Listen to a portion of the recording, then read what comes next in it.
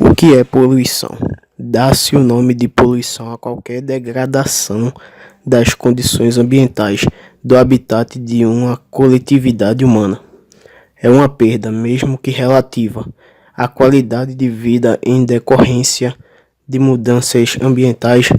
São chamados de poluentes os agentes que provocam a poluição, como um ruído excessivo, um gás nocivo na atmosfera, detritos que sejam os rios ou praias, ou ainda um cartaz publicitário que degrada o aspecto visual de uma paisagem. O problema da poluição, portanto, diz a respeito à qualidade de vida das aglomerações humanas. A degradação do meio ambiente do homem provoca uma deteriorização dessa qualidade, pois as condições ambientais são imprescindíveis para a vida tanto no sentido biológico como no social. Foi a partir da Revolução Industrial que a poluição passou a constituir um problema para a humanidade. É lógico que já existiam exemplos de poluição anteriormente, em alguns casos até famosos, como no Império Romano, por exemplo. Mas o grau de poluição aumentou muito com a industrialização e urbanização, e a sua escala deixou de ser local para se tornar planetária. Com o desenvolvimento do capitalismo, a natureza vai a pouco deixando de existir, para dar lugar a um meio ambiente transformado, modificado e produzido pela sociedade moderna.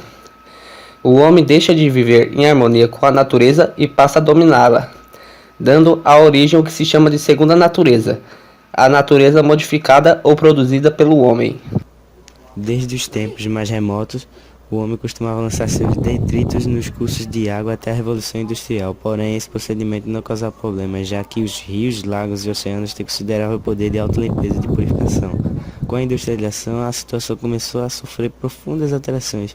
O volume de detritos despejados na água tornou-se cada vez maior, superando a capacidade de purificação dos rios e oceanos, que é limitada. Além disso, passou a ser despejada na água uma grande quantidade de elementos que não são biodegradáveis, ou seja, são decompostos pela natureza. Tais elementos, por exemplo, os plásticos, a maioria dos detergentes e a pesticidas, vão se acumulando nos rios, lagos e oceanos, diminuindo a capacidade de retenção de oxigênio das águas e, consequentemente, prejudicando a vida aquática e marinha.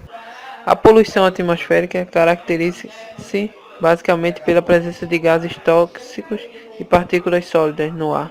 As principais causas desse fenômeno são a eliminação de resíduos por certos tipos de indústrias siderúrgicas, petroquímicas, de cimento, etc., e a queima de carvão e petróleo em usinas, automóveis e sistemas de aquecimento doméstico. O ar poluído penetra nos pulmões, ocasionando o aparecimento de várias doenças, em especial do aparelho respiratório, como a bronquite crônica, a asma e até o câncer pulmonar.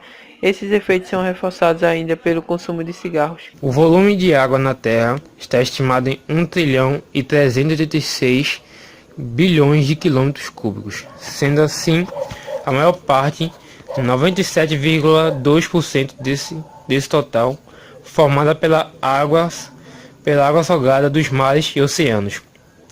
A cada ano, a energia do Sol faz com que o volume de aproximadamente 500 mil quilômetros de água se evapore, especialmente dos oceanos, embora de águas e rios. Essa água retorna para os continentes e ilhas, ou para os oceanos, sob a forma de precipitações, chuva ou neve. Os continentes e ilhas têm um saldo positivo nesse processo.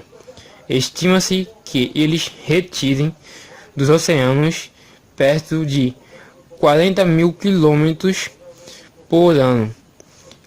E esse saldo que alimenta as nascentes dos rios, recarrega os depósitos subterrâneos e depois retorna aos oceanos pelo deságue dos rios.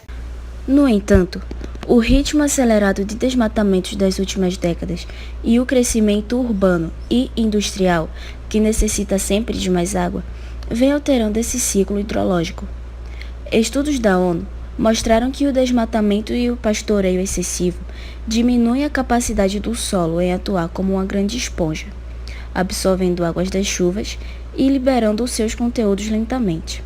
Na ausência de coberturas vegetais e com os solos compactados, a tendência das chuvas é escorrer pela superfície e escoar rapidamente pelos cursos de água, o que traz como consequências inundações, aceleração no processo de erosão e diminuição das estabilidades dos cursos de água, que ficam diminuídos fora do período de cheias, comprometendo assim a agricultura e a pesca. Não falta um sinal de escassez de água doce. O nível dos lençóis freáticos baixa constantemente, muitos lagos encolhem e pântanos secam. Na agricultura, na indústria e na vida doméstica, as necessidades de água não param de aumentar, paralelamente ao crescimento demográfico e ao aumento nos padrões de vida, que multiplicam o uso da água.